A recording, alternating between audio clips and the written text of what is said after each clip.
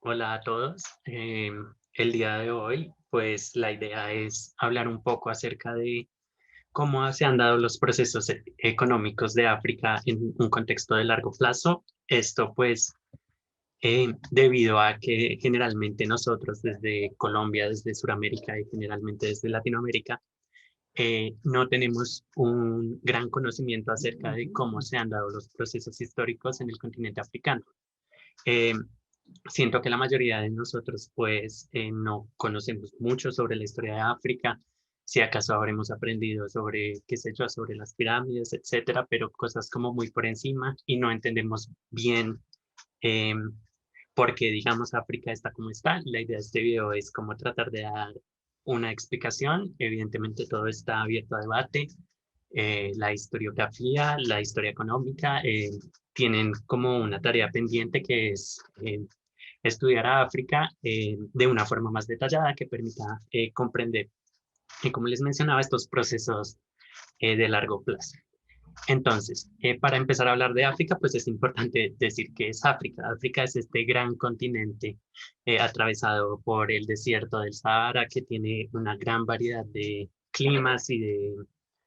eh, formas topográficas, formas geográficas, etcétera, que para su gran tamaño, digamos que es el 20%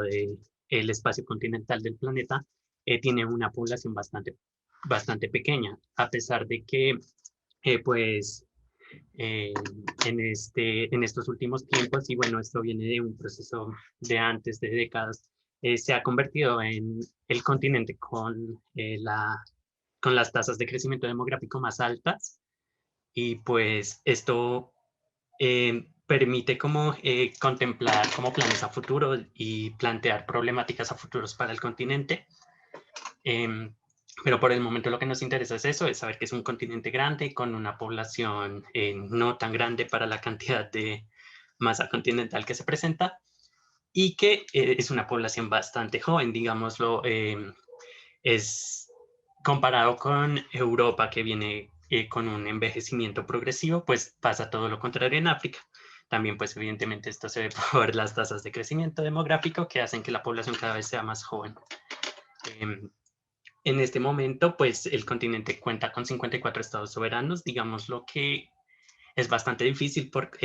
considerarlos porque hay algunos que son disputas, algunos que no están aprobados por la comunidad internacional, etcétera. Entonces, digámoslo, esto se genera debido a una serie de problemas que voy a tratar de abordar a continuación. Así que empezaré eh, contrastando dos cosas, y es que no se puede hablar de un África. ¿Por qué? Porque digámoslo, los procesos históricos y los procesos económicos y sociales se han dado de forma bastante distinta entre lo que podemos entender como África del Norte, que viene siendo pues la costa mediterránea de África, el Magreb y Egipto prácticamente, y pues el África subsahariana o África negra, como se le conoce en la literatura, que es ya generalmente la África de las grandes problemáticas que todos tenemos en la mente. Pero ¿por qué se da esto? Pues principalmente por motivos geográficos, es decir, tenemos un desierto, el desierto más grande del planeta, que es el desierto del Sahara, que impide como esta conexión tan fuerte entre los procesos del norte y del centro del continente. Y además, pues el norte está conectado con lo que es Oriente Medio, lo que es el sur de Europa, es decir, Grecia, África por este otro lado. Entonces, digamos lo que la historia del norte de África, o sea, toda su historia desde la aparición de la civilización en Egipto, etcétera, ha estado bastante ligada a lo que también ha estado bastante ligada a los procesos de Europa, porque pues digámoslo, como les decía, de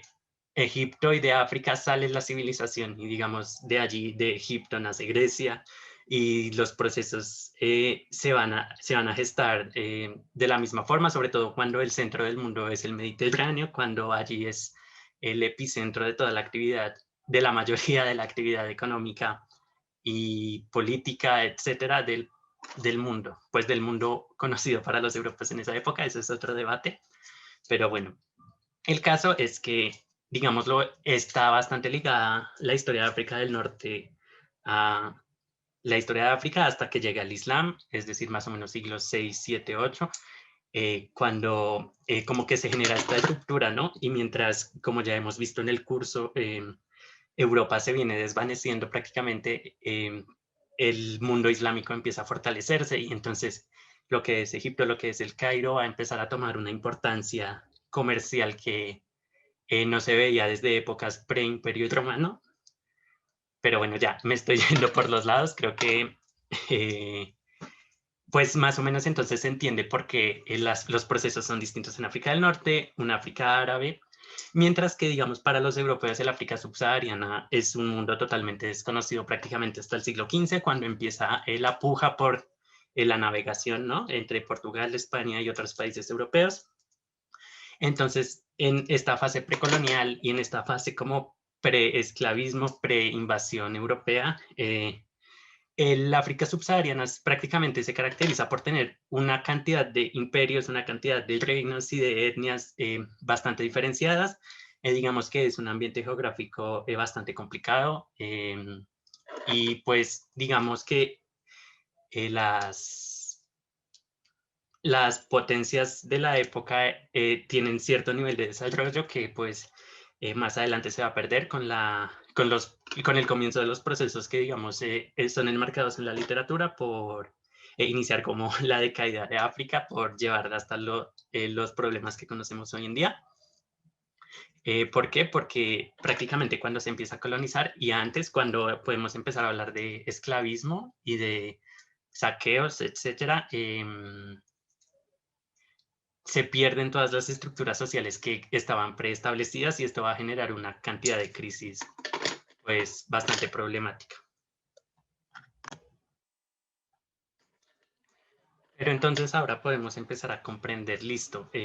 más o menos ya tenemos claro entonces que los procesos históricos se dan de manera diferenciada entre el norte y lo que es el África subsahariana, pero digámoslo, esto como que nos puede hablar a nosotros sobre por qué África se encuentra en este momento en un estado de bajo desarrollo. Se puede evidenciar en la imagen que estoy presentando como el índice de hambre global, donde pues África tiene unos niveles bastante altos, el África subsahariana, y nuevamente aquí es bastante influyente la comprensión de los procesos diferenciados, digámoslo, es que es bastante complicado, por ejemplo, en el caso de Egipto, asociarlo a lo que es África, porque eh, tiene más contexto cultural y compartido con lo que es Oriente Medio, con lo que es pues esta parte del occidente asiático. Y pues ahora entonces de lo que trataré de encargarme pues en este video será de explicar los problemas del África subsahariana. Entonces, ¿qué pasa? Los factores que les mencionaba antes terminan siendo como la fórmula ideal para el fracaso económico. ¿Qué pasa? Tenemos una población constantemente en crecimiento que, digámoslo, se lleva a cabo en un lugar con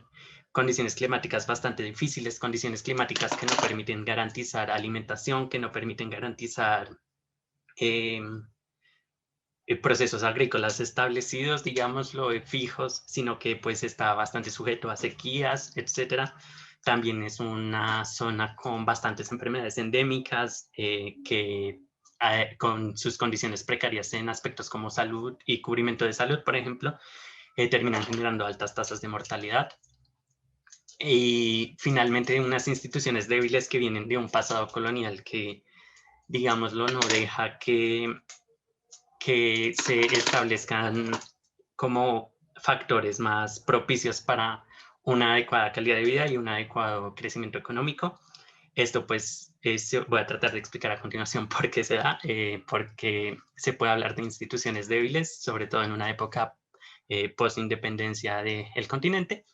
pero entonces tenemos un escenario bastante difícil para el continente en el que digámoslo, mucha población sin condiciones adecuadas de alimentación, sin condiciones adecuadas de salud, etcétera, pues son más propicios a conflictos y finalmente pierden una gran cantidad de calidad de vida. Esto pues tiene que explicarse a continuación. Digámoslo desde la literatura, cuando se habla de historia económica de África, se ha tratado de, bueno, hay bastantes cosas, unos hablarán de cultura, otros hablarán de, como de, por ejemplo, la teoría neoclásica, etcétera. Y a nosotros nos va a interesar algunos de los postulados del institucionalismo, que lo que tratan sus autores de hacer es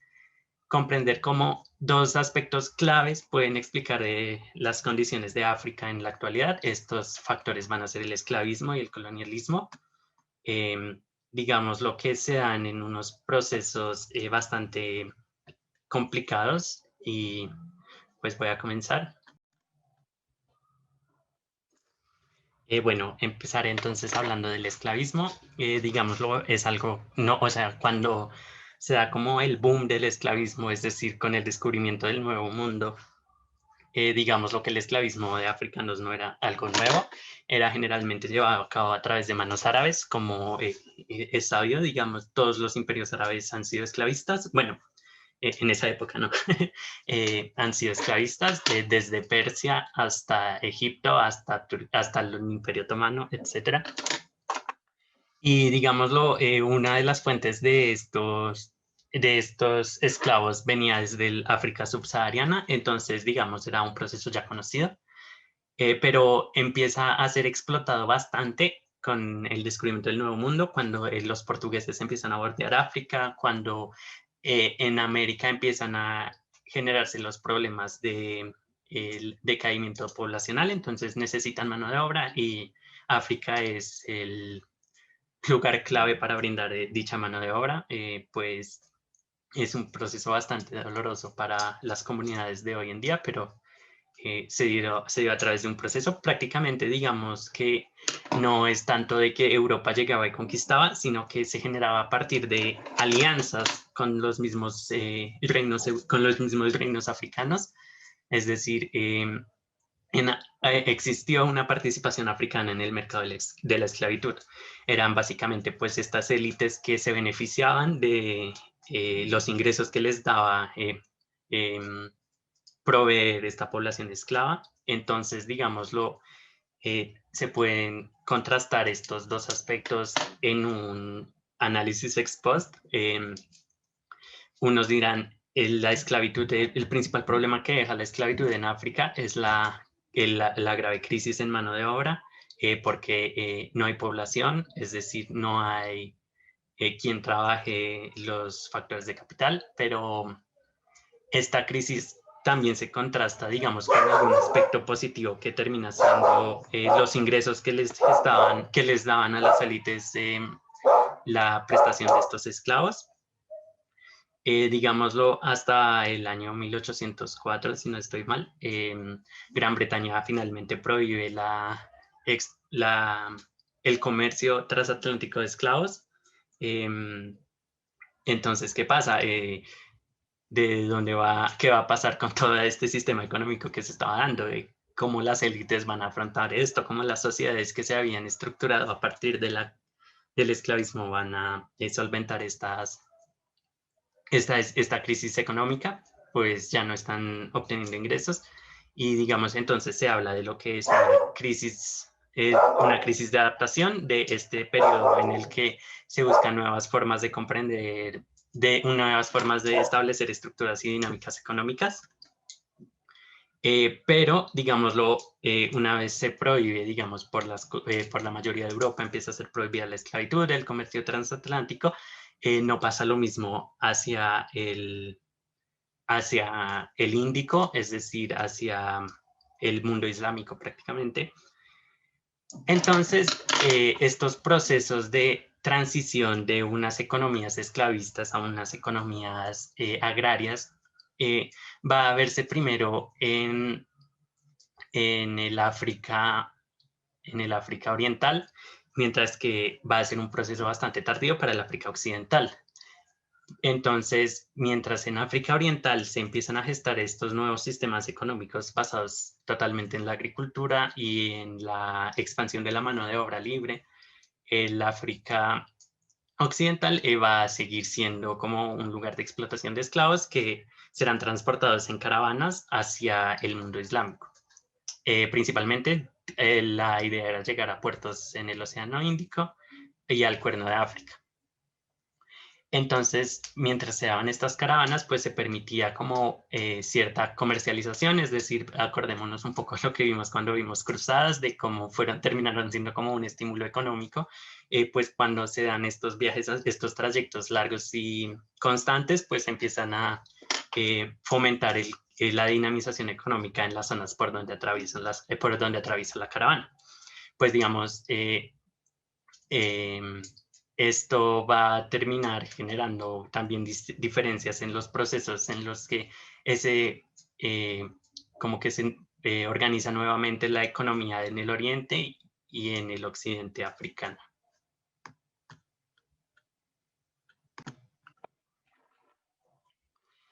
Por otra parte, digámoslo, comprendiendo más o menos la balanza entre lo bueno y lo malo que trajo el esclavismo a la economía africana, llega un siglo XIX bastante complicado, un siglo XX bastante complicado, que se va a terminar visualizando en una competencia por ver qué potencia económica europea va a terminar conquistando más zonas africanas, digámoslo como un pastel. Esto se da en el Tratado de 1914. Como se puede observar en este mapa, pues va a haber una gran diferenciación entre quién va a conquistar qué parte y esto va a terminar pues problemas diferenciados para cada una de las zonas, ¿no? Según la autoridad bajo la que están como sometidas. Es importante mencionar aquí que también hay un proceso distinto entre lo que es el norte de África y lo que es el África subsahariana, es decir, porque la expansión europea se va a dar con características distintas a las que se van a dar en el colonialismo que se vive en las Américas. ¿Y qué pasa entonces en el norte de África? Las colonias van a decir, a nosotros no nos interesa cómo someter a la población, sino nos interesa tener una presión económica sobre los gobiernos, es decir, vamos a hacer alianzas que nos permitan a nosotros los europeos como dominar la forma en la que se gestiona la economía de África para sacar bastante provecho. Por ejemplo, uno de los casos más sonados pues, es la construcción del canal del Suez, que pues va a terminar generando una serie de conflictos, pero que no va a tener nada que ver con la forma en que se gestiona el colonialismo en el África subsahariana. Digamos, lo que allí se da de una forma un poco, no sé si es la expresión adecuada decir que un poco más salvaje y digamos un poco más catastrófica para las poblaciones de la zona. Todo esto se va a dar bajo un contexto de revolución industrial, de necesidad de conseguir materias primas para la producción y a la vez de conseguir mercados que consuman dicha producción. Esta vez, pues digámoslo, a diferencia de cuando se colonizaron las Américas, que se buscaba como una dominación política, aquí no interesa eso, aquí solo importa conseguir el máximo provecho económico, digámoslo, sin la necesidad de instaurar este mismo tipo de instituciones. El caso aquí como más sonado va a ser el de el Congo belga, que pues finalmente no va a ser una colonia como tal, sino va a ser propiedad del señor Leopoldo II. Y pues prácticamente son como historias bastante trágicas para la historia, que no tienen nada que ver con lo que sucede, por ejemplo, en la colonización americana, etc. Digámoslo, todos estos procesos lo que hacen es dificultar la estructuración eh, de sociedades autóctonas, de sociedades propias, sino que va a terminar generando un caos, digámoslo, esta división así como trazada con un lápiz no va a tomar en cuenta factores pues étnicos, conflictos internos, etcétera, y esto va a terminar generando pues en un futuro postcolonial y de una África independizada, va a terminar causando problemas que pues vamos a seguir viviendo hasta el día de hoy. Digamos, África empieza a independizarse, pues, como se observa en el mapa, la última para la década de los 80, es decir, son estados nuevos, son estados que nacieron ayer, pero que, digamos, no van a tener crisis porque no han conocido procesos democráticos, nunca han vivido esta experiencia de tener un estado soberano y además digamos, si comparamos un mapa político de lo que es el África de hoy versus las etnias de África, pues vamos a darnos cuenta que es un caos y que pues se van a dar casos en los que unas ciertas élites que son de un grupo minoritario van a tomar el control político de las instituciones de un determinado país sin esto representar a la mayoría de la población, eh, terminando en una serie de conflictos internos civiles que no van a permitir un adecuado crecimiento económico, por lo que, digámoslo, África tiene una gran serie de problemas que debe solucionar, se deben a su pasado eh, al pasado que les fue impuesto por parte de la mano europea y pues eso es como el proceso del que deben tratar de buscar soluciones el día de hoy. Bueno, la idea de este video fue la de presentar un pequeño abrebocas. Igual pueden seguir profundizar a través de las lecturas y espero que les haya gustado.